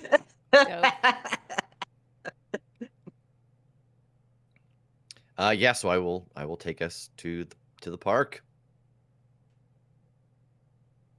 All right. So we get our like shot of the park. It is very like kind of Central Park-esque. There's this path that has all of these statues. There's like food vendors. There's some kids playing on playground equipment. There's people walking their dogs. It's just like a nice little idyllic city setting. Beautiful day, birds are chirping. It's not like a week you just lost a week and a half. You don't need to worry about those police officers whose eyes are a little purple. Don't worry about that. That's not concerning at all. We didn't get that panel. We definitely got that panel. But anyways, as Vex teleports in and drops everyone off fight. Yeah, so the three of you definitely see that as, actually all four of you definitely see that as Vex drops you off at this very, at Codex's grandparent statue, which is a little bit further down from where Outlet had asked Vex to meet him. Please be careful. Yeah, I'll try. It's not encouraging when you add that. Never mind. Yep. Mm-hmm. I will turn and walk that direction. Sable, Synthesis, and Codex, do you talk about anything as Vex goes to walk to what is not a trap? I'm kind of sad to see him die. Really gonna miss that teleport power. Oh, wait a minute, I have portals. It'll be much slower, but we'll get there. I think so. I think we just kind of like stand by the statue and we're like the three heads like poking out from behind it, like watching. And it's just like, so if we have to make a move, do you think that the other members of his team are here like waiting as well? Like, did they have the same idea we did, or do we just swoop in and take his brother out? I don't... Okay, here's my thought on that. This could go either way. It depends on what they're trying to accomplish, Visionary, right? Because if they want to set up the Guardians as some sort of villains, so far, anything that they've set up for us is stuff that we can accomplish. I don't know that we can accomplish taking out the Guardians unless, again, part of this programming is, stifling them in some way. So... Or they're, like, basically brainwashed to succumb to us at some point. Oh, that's true. Once you get the signal, tap out. Can I look around this park and this situation and Vex walking away from us and try to scope out a place with my straight up creepin'? Ooh, yeah, go ahead and roll your straight up creepin' move. I will. It's a good move.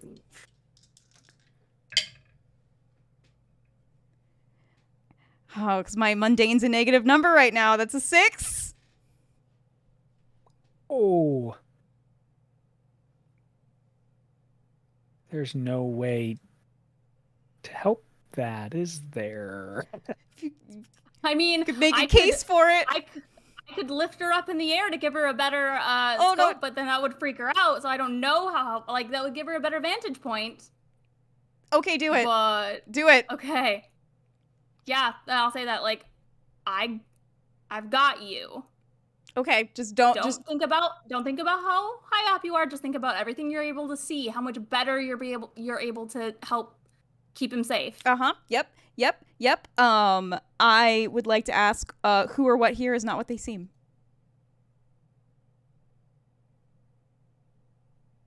The entire city. Yeah. I can get us out of here. We can go to another world. This is fine. This is fine. Let's start over. It's just leave This is this a lost one. cause. Don't worry about this one. Okay, who or what here is not what they seem. I mean, you already like Besides the whole, evidently Visionary has the law enforcement in their pocket. Yeah. Hmm.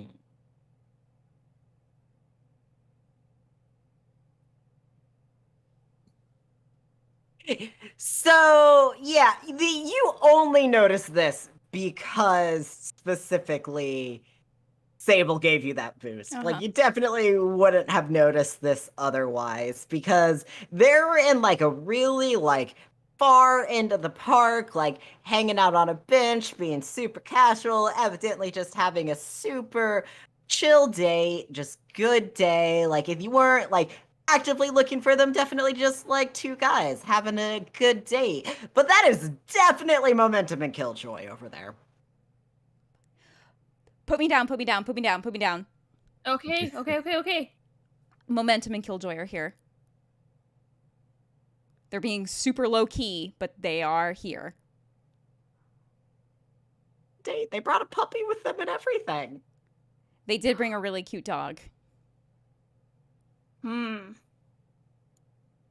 Okay. I mean, we can't let Vex is walking into a trap.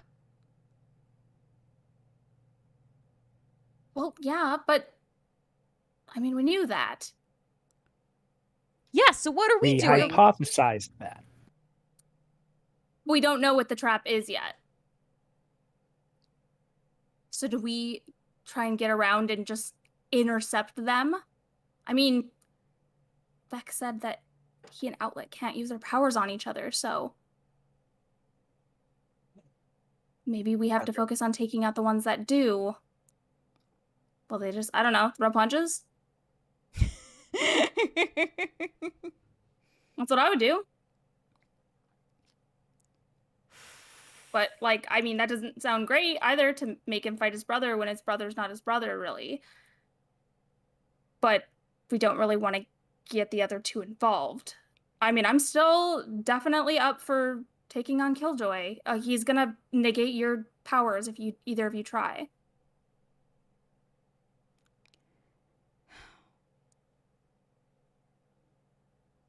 I don't know, but I can't let Vex walk into this alone, and I sink into the ground. And we turn the page to go check on Vex. So, Vex, you're approaching your brother. He's hanging out near, there's like a little, like, lake pond thing. He's skipping a stone or two on it. This is something like you and him used to come and do when you were younger. He's definitely not like playing the big brother card or anything here. Hey, what's going on? He looks up and like gives you a bit of a smile when you walk up, and it's just like, I had something I kind of wanted to run past you. Sure. So, I mean, I'm sure you.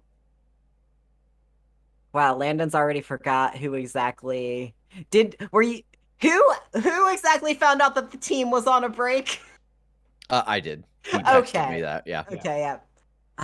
So I mean, the whole Guardians are on a break thing.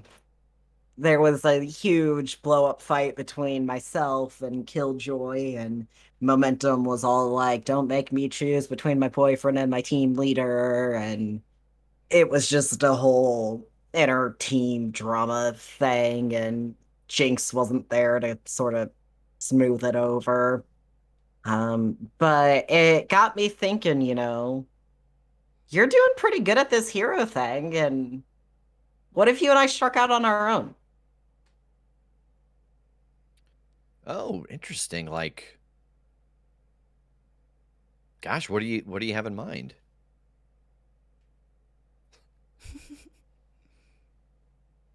I don't know. I hadn't really thought too far beyond that yet. Just some sort of partnership.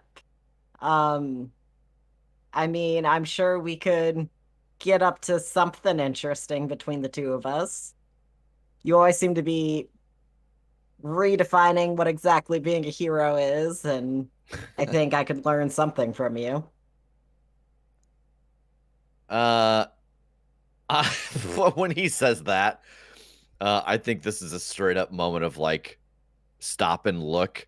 And I know my brother pretty well. How could I not at this point? Um, I'm trying to think of what the image is here. I want to try to pierce the mask. I think it's like a no, really, what's going on? I think it's just that simple. All right, roll to pierce the mask. Oh boy. Okay. 9. All right. So on a 7 to 9, you get to ask one question.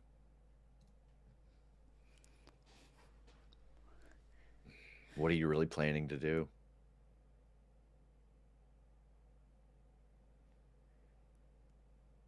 Outlet chuckles a little bit and goes, I mean, yeah, I know. This doesn't work on you. I I don't know. I don't feel like it's quite as rewarding as it used to be, you know? Like it used to be worth it. Felt like I was doing something worthwhile, and anymore I don't know why I'm doing what I'm doing or what for, and I just think I could make a difference somehow, some way else. And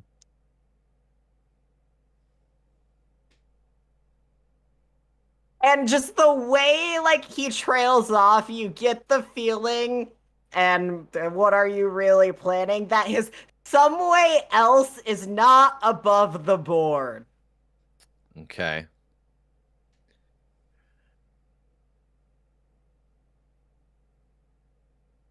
Are you talking Which I about think he follows up on with, change never seems to happen when you're acting within the lines. And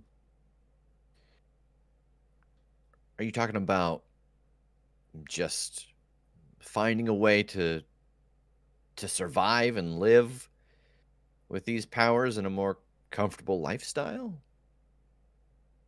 And I think there's a little bit of like put on. He knows a little bit about my past and the stuff that I did that I shouldn't have done. I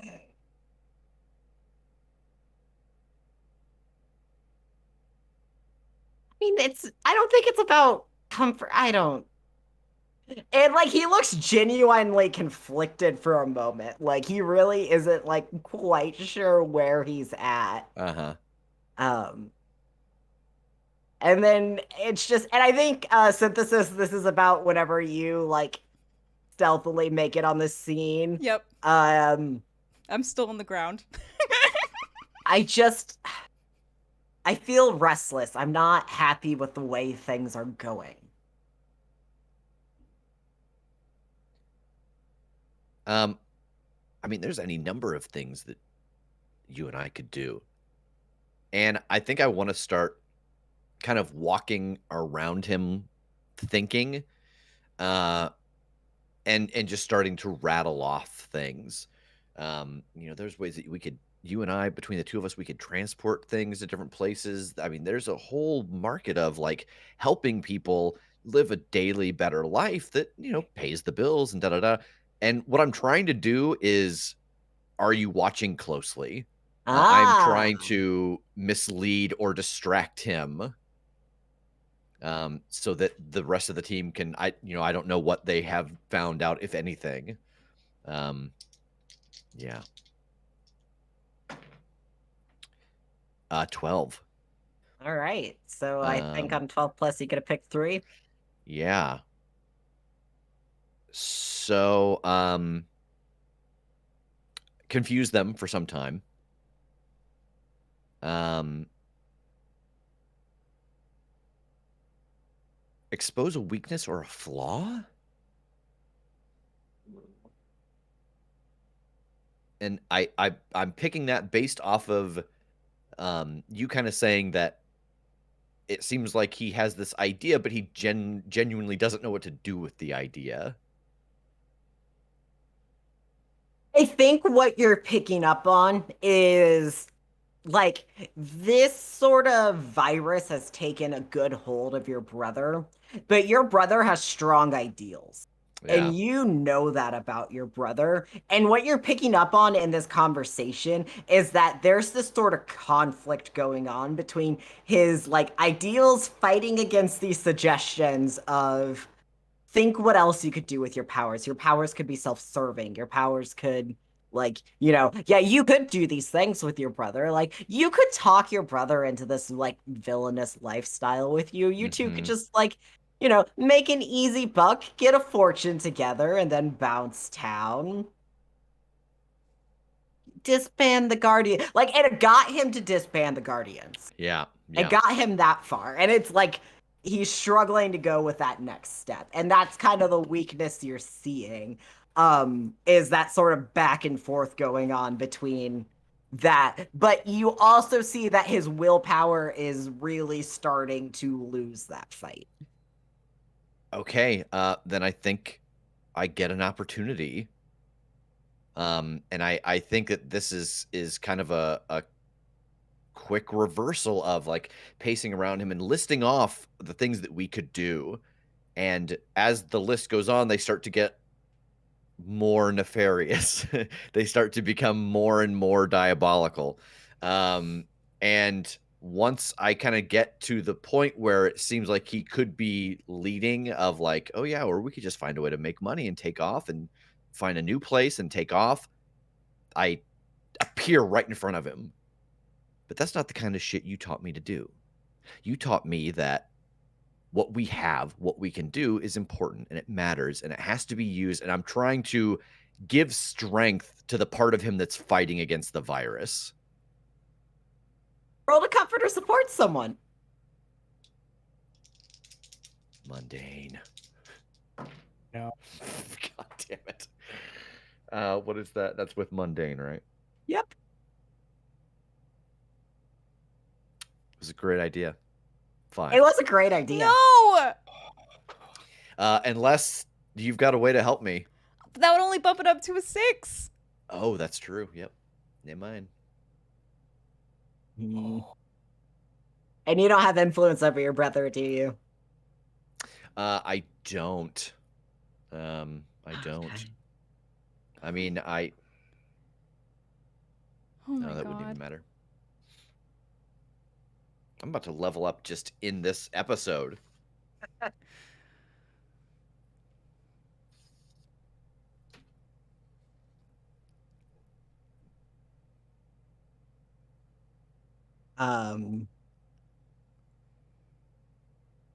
You definitely like you see that surprise on your brother's face.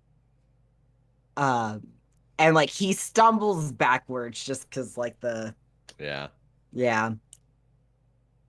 And like you feel the static in the air. Like it doesn't affect you, of course, but like you feel it on your skin, just like habitually. And as that sort of like static builds up, he goes to discharge it, just away from him.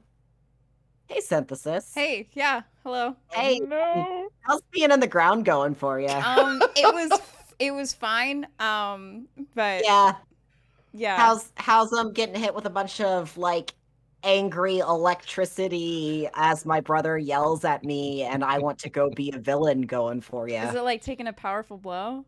Yeah, that kind of feels like taking a powerful blow, doesn't it? Yeah, it kind of does.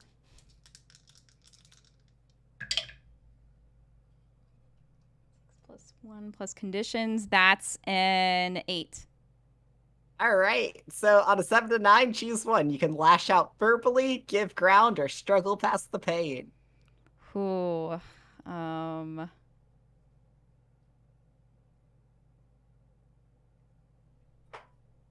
I think. Oh. I'm gonna struggle past the pain. I'm gonna take 2 conditions. Ooh. Ooh. What conditions are you taking? Oh, I'm sure feeling a little definitely guilty for not getting here quicker. And probably also let's just all be insecure, all of us, all four of us. Oh, good. Yep. Teenagers? What? Yeah. Yatsy. Isn't that just a perma I'm thing I'm for all of feeling us in here? insecure because I also feel really bad because I really look up to Outlet, and so I'm also just feeling very conflicted about all of this. And Outlet kind of like shakes his head a little bit and kind of like in that shake it off sort of way. And he regains his composure. But Vex, you know this. You know this is the fake composure. This is the he's putting the face back on sort of thing. Whatever little bit of vulnerability he was just showing you just completely retreated. And he's like, "You're right. I should get the team back together and I'll talk to them. You're right. We should do something." And he turns to start walking away. Good for you. Fuck. I don't think I think having tried that conversation with him and it falling flat, like I think for I don't think there's anything that comes after as he walks away. Sable and Codex, because you, with where you're positioned, you kind of could see this whole conversation taking place. And you two both knew roughly where, like, Momentum and Killjoy were because of synthesis. And, like, you see Outlet strategically take a path that, like, it looks like to Vex that he would just be walking, out of the park. And then he pivots and starts heading in the direction of where Momentum and Killjoy would be. Oh, he's cutting towards him. Yep. What happened? He just like shot his power into the ground. Yeah, I don't know. Oh shit. I'll follow if you want to get the other two. No, switch. I'll bird's eye view. You get the other Okay. two. I can. And That's fine. And I'll grab pack like up behind a tree, and kind of like stay like I want to like nestle in some foliage up behind a tree. Can you roll to unleash your powers to see if you can pull this off without, like, being noticed? You're overcoming an obstacle Yes, for or sure. extending your senses. Right.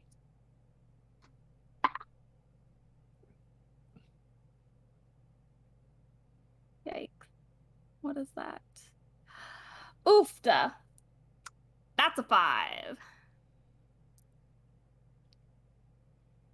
All right. So you follow Outlet, with your little like squirrel hopping through trees. And Outlet gets back to Killjoy and Momentum. Momentum is playing with the puppy, who's a golden retriever, and they're playing fetch, but Momentum's throwing the ball and catching the ball, and the puppy's just chasing Momentum around, because that's what happens when you're a speedster. But as soon as like Outlet kind of steps into this sort of like off the path clearing that they're in, Momentum stops and like gives the ball back to the puppy, and kind of like straightens up a little bit. And Killjoy just looks up at Outlet and is like, "Your brother didn't go for it, did he?" And Outlet's just like, "No, he didn't." And then Killjoy is like, "Well, good thing you at least got a straggler." and points up exactly to where you are in the tree, Sable. Yikes. Oh no. I take a branch and I put it in front of my face. Like, you can see the rest of my body, but I just like to see this. I just am hiding behind a branch. I imagine them hearing her. Yikes! Oh shit! I'm just. Did that tree just say, "Oh shit"? Oh my god. I think at this point, once Outlet has gone away, I've pulled myself out of the ground. Oh my god, that sucked, and I'm just Holy laying on the crap. grass. What are you doing down there? I couldn't let you go alone. Oh, he discharged all that electricity. Yeah, Mhm. yeah, and I didn't want to give you away or upset the situation, so I just took it, and it really sucked. It really sucked. It's trying to convince him to like be to be a bad guy, quote unquote. Like, that's why the team shut down, and he was asking me like if there was something that we could do, and like I could see him fighting the idea, but it's like I thought I could talk him through it, and I think it closed the door. Well, I don't know a way to get that energy out of your brother if you can't do it. The best thing we can do is knock him out, but that's not a permanent solution. Yeah. Codex, this is when you come entering into the scene. Guys, he was walking. He was like strolling, but then he cut like real hard cut like to the right. He's heading towards Momentum and Killjoy. Oh god, yeah, I'm so sorry. That's why I followed you, because Momentum and Killjoy are here too. There's a very cute dog, and Sable flew after him. Oh. The Outlet, not the dog. Like, is this an ambush? We don't know. They were like pretending to like chill. Maybe they really are chilling. I don't know. I didn't hear all that which direction? exposition that you just said to each other, so I don't have that context. This. Yeah, there, they were and over there. Yeah, can we see them over there? Oh no, they're like Wherever they're like in some trees and off the path a little Yeah, bit. yeah. You gotta walk. Okay. Just Or turn around, teleport. and they're right there. Just across the lake. I don't know if they're doing anything, but that's where he was just like, "Oh, I'm just strolling," and then like cut straight to him. And Sable's following, so she'll. Okay. Yeah. Or She insisted she was the better choice for that than me. So are we waiting here for her to come back? I don't know. Well, what were you supposed to do, Codex? You guys. Well, I've got you. So yeah, maybe we should just go see if we can. I don't know, stay far back, but like see where they go.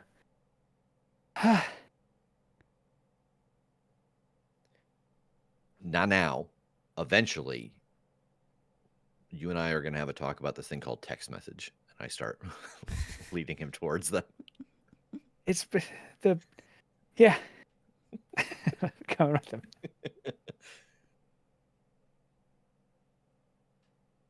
As we turn the page, we go back to Sable. Sable, after Killjoy pointed you out, Momentum was like almost immediately circled and was behind like the tree that you're in. Killjoy's still just like chilling in this bench because he can teleport. And Outlet just turned around and is looking up at you in the tree. And he's like, "Are you the one my brother likes, or is it the other girl on the team?" And I'm just like, I just grab another branch and I go, "Oh, hey, Outlet." And I'm just holding the branches in my hand. I'm just like, oh, yeah. Yeah, that Vex was meeting you here, right? Yeah. Do you make it a habit of just like hanging out in trees?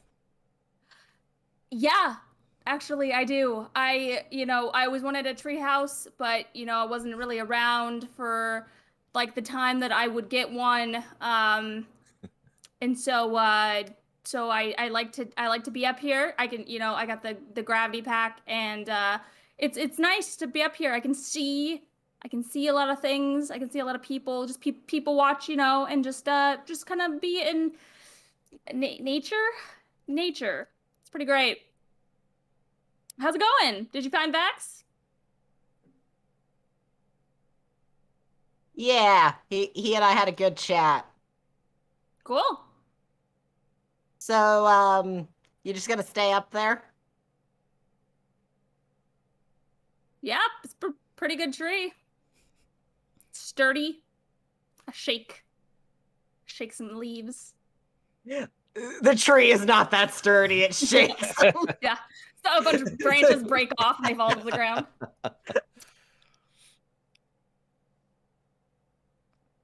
Right. And I think Outlet turns to Killjoy and is like, so plan D? And Killjoy's like, sure, plan D. And Killjoy teleports and is suddenly on the branch next to you. What do you do? Oh boy. Okay. I think I think I've been planning to tangle with this guy, right? Since we've had this discussion. Yep. I'm gonna use my move, watch sea beams glitter. So when you make a claim about a strange situation or phenomenon based on your experience, roll plus freak. I'm calling on my experience, not from being in different universes, but specifically of being with Vex, because we have eaten meatball subs together and talked about our powers. And him being able to teleport, I think we spent a lot of time talking about interesting ways to use our abilities and use our abilities together. And so I want to use something that we have talked about to find out a good way to kind of disrupt this teleportation. Like I wouldn't use it on Vex, but I kind of have it in my mind ways that my tools can interact with his power. All right. So so you're just making like a general claim about there are ways for your tools to interact with his powers? Yes, that Okay. I can manipulate to my ability that maybe he wouldn't be thinking about. Okay, cool. All right, go ahead and roll with freak. Oh boy.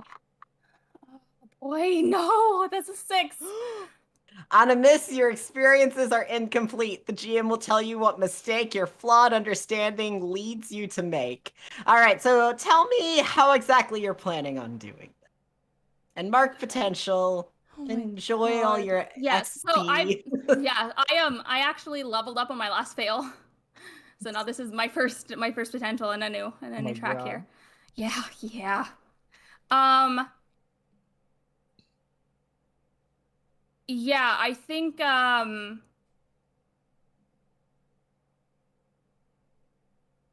my plan was I was kind of keeping an eye on Killjoy in case he used this teleportation.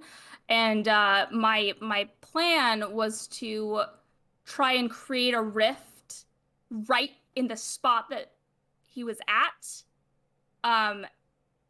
And then quickly make another one so that he goes where I want him to instead of where he shows up.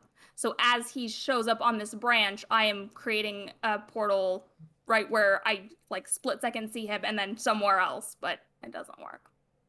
Yeah, so Oh no. the thing that's kind of different between how like Killjoy teleports and how Vex teleports is Vex seems to have this very sort of smooth teleportation. Whereas Killjoy has a bit more of kind of a like oh, what's the X-Men?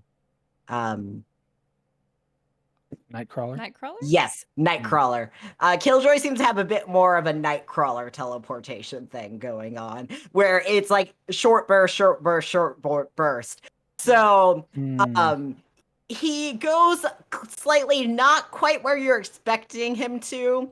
And on top of that, just kind of like shoves you through your own portal so that you go through that where you wanted him to go. And then he reappears back on that side, just like following after you. Kind of like just, you know, he has like a foot on your back so that like you're down in the ground. I'd like you to mark a condition. Yeah, that's fair.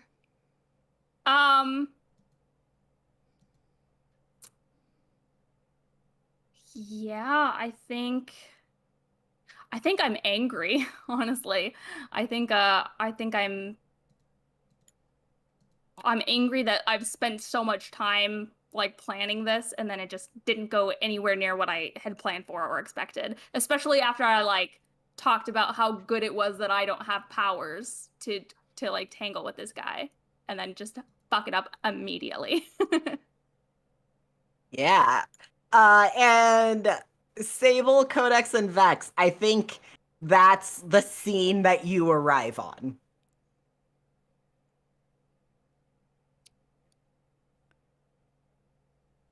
Hey, everybody, what's going on?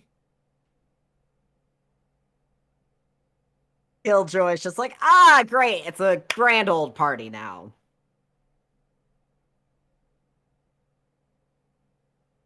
Are you... Oh God, I don't know how to ask this. Are they like obviously aggressive in this? Was that like what we're coming upon? Was that move like a getter type situation, or like I don't? I guess friendly foot in my back. What's the vibe here? It's a friendly foot in her back. This is just Killjoy's no, just okay. showing Sable some new moves. Oh shit. Yeah. Okay. Well, fair. Wait, are we fighting? Are we beefing now?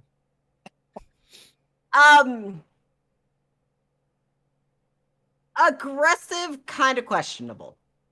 Now, this does not seem to be the most passive situation. Sure. But it's tense, but it's not like an all-out brawl yet. Yeah. Hey, what the hell? Everybody, chill. I think I'm just on the ground. I'm just like, get off of me.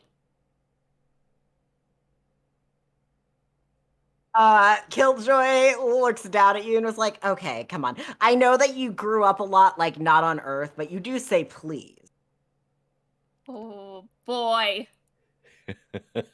Oh. I think I hit my anti-grav pack. And I push off of the ground as their foot is on my back. That seems like it directly engaged a threat. Yeah. Oh boy, I'm angry. All right.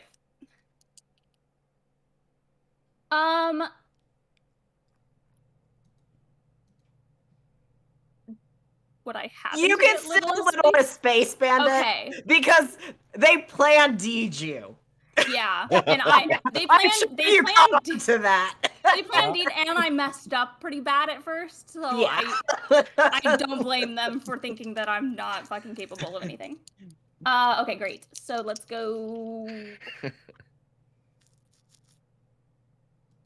10. Nice. Ooh. On a 10, you get to choose 2. Man, oofda. Okay. Choose. And you can take yourself from him.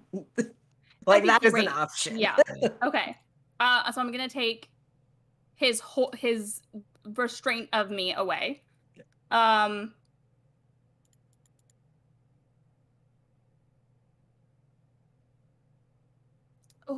man,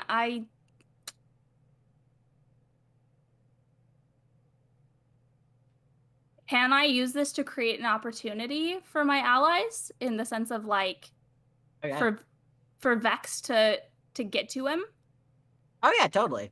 Because Okay, then. this is going to be super distracting, and if you're not resisting or avoiding blows, Killjoy is going to be super focused on like engaging with you, anyways. So Yeah, so I think that's what I do. I think I push off of the ground, and then I like turn around as I push up and I grab their foot from where they had it on my back and just like flip them up and get myself away. So you're able to do that, and like as you grab their foot and pull them up, like in midair of the anti-grav, they teleport, and like you hear kind of the pop of them teleporting back up like around you, and you feel like the solid kick of like one of their other feet like hitting you right in the side.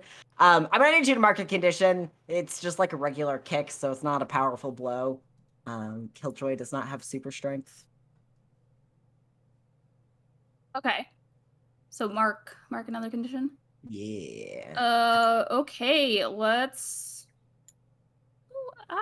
no, not that. Let's go with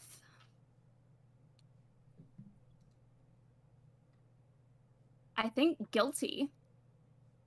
I think that, I said like, no, I'll go scope out the situation. Like I got things under control and I'm like consistently making things worse, I think across the board today.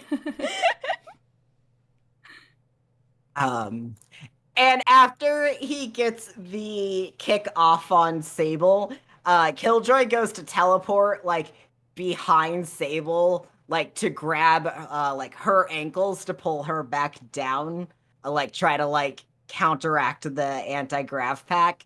And that's where like the opportunity is, where he's super focused on like trying to re-get this restraint on her, which obviously isn't going to hold anyways because of the like take something, but that's kind of how the opportunity narratively opens up. Yeah, I mean, if that situation arises, unlike with Jinx, I think I try to use a sonic blast, but it isn't like the, oh hey, look what is in here, because there's just too many people around for that to be a viable conversation. Right. Yeah. So is this a directly engage or is this an unleash? Probably directly engage, I suppose. I don't know. I could go either way, really. I guess because to me, really, it's what is the ultimate goal? Do you want to like? Is your goal just to sheerly like expel Vision out of Killjoy? In which case, it's an unleash your powers. Okay. If you also want to like hurt him in the process because he is hurting your friend, then it's a directly engage. I think it is an unleash your powers. I don't think I would process to also hurt them in the moment. All right. Go ahead and roll to unleash your powers then. Boy, I am either the top or the bottom. 11. All right, on a hit, you do it. So what does it look like as you like vaporize this virus out of Killjoy? Yeah, I think that this, normally it's these little kind of multiple daggers, and it's just one larger blast, and it gets pushed out in a way that like only Sable can see that it's come out, because it kind of gets pushed out from back to front, as she's looking down and she sees it come out and then kind of missed away. Yeah. All right. As that happens, Sable, you see Killjoy look really confused for a moment, and then like he lets go just to be like immediately just like teleporting mid-air, landing like back on the ground, and he looks towards Outlet and Momentum and is just like, what the fuck? And I'm trying to think of how Outlet's gonna respond to this, because I feel like we're hitting our end panel, because we're hitting our nice dramatic to be continued as we're about to size Outlet and Momentum up against the two of you. Oh, I know what happens, because Outlet is man with a plan right now. I know what his drive is currently. I think we just get that, like, what the fuck out of Killjoy's mouth before, like, we see just a straight shot of lightning hit Killjoy, like, right in the chest and throw him back up against a tree. And we get, like, that dramatic, like, 2-page spread. And, like, this draws attention. Like, I feel like that tree, like, as this goes through, this, like, opens, like, breaks down a couple of the trees. We're getting some opening to the street because I want to get some public eye on this. So we definitely see there's, like, we get that clap of thunder that follows the lightning. We see some people on the street, like, start turning to look to see what's going on. And we get that dramatic 2-page spread of, like, Outlet and Momentum with their eyes glowing purple standing on one side. Outlet had, like, all that electricity around him. Killjoy, like, just kind of slumped against the tree, and the four of you on the other side. And in the bottom right corner, it says "to be continued." Nice. Ooh. Boy, I really like that. That was not like who I was expecting him to lash out at. That's nice. Yeah. I did mine. Check. This is the game. This is the game. All right, Tass, it's you and me, baby. Yeah. You got it. All right, end of session time. Oh boy. Oh. The end of every session. Choose one. Grow closer, grow into your own image, grow away. I am feeling pretty strongly about grow into my own image on this one because I was put up against a situation that I was determined to stop at all costs, felt like I could, and even though I faltered at first, with the team's help, still with the team, you know, while I could argue that would be grow closer to them, it really just felt like us doing our roles and participating together as opposed to, like, I don't know, helping out at a detrimental moment. So yeah, I think that tracks for, like, shutting down that guy and getting Jinx out of there safely. Yeah. All right. What labels are you moving? Sorry. You might have said that and I might have just missed it. No, I didn't. Okay. I didn't. Okay. I think I'm going to shift my superior down and my mundane up. Because I think just leveling with her and talking to her after the fact and just trying to figure out what was going on and what we should do from there was a little, what's the word I'm looking for? Sobering about the situation. Yeah. All right. I'm going to do the same. I'm going to grow into your own image of yourself. And I think that the inability to connect to my brother takes my mundane down, but the desire to save him from this takes my savior up.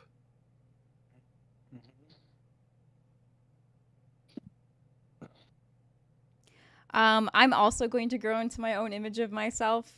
I spent this entire issue just trying to save people, trying to save Vex specifically. A lot of saving of Vex in this episode, or a lot of attempting to save Vex in this episode. So my savior is going up, but my I think my superior is going down because sometimes I would charge into a dangerous situation without necessarily assessing it properly. I'm trying to decide. I feel like I'm also going to grow into my own image.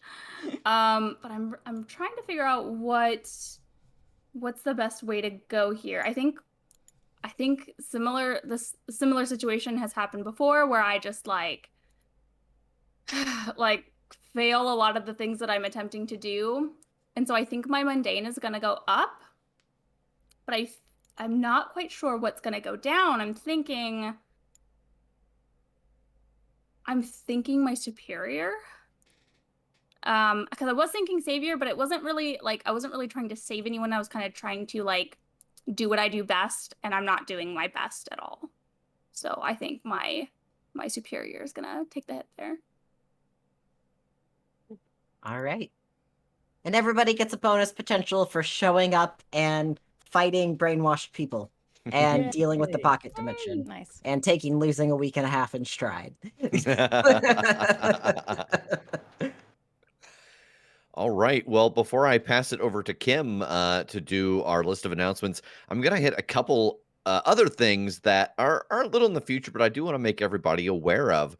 On the 29th of this month, which is a Tuesday, that will be the night of our monthly Q&A. So we'll be hanging out, maybe playing some games and doing our Q&A Tuesday night on our what is normally our Spicy Tuesday, or which has become our Listen Through Tuesday. And then for those of you who are not going out of town, or you're not big on, cookouts or fireworks, or maybe you're just not ready to go back out into the world. I know sometimes I go out and it's like, oh God, this is a lot right now. On the 4th of July, Sunday, myself and Tass and Kim, and I think off and on Megan or Jake, we're going to be playing through Sea of Thieves new content that they are going to be releasing. I believe it comes out on the 22nd.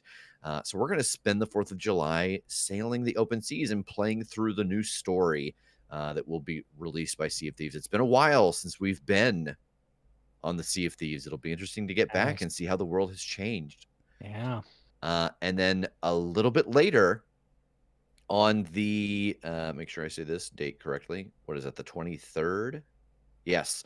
On Friday, the 23rd of July, we're going to, after a year's hiatus, over a year's hiatus, wrap up Tass's End of Days story.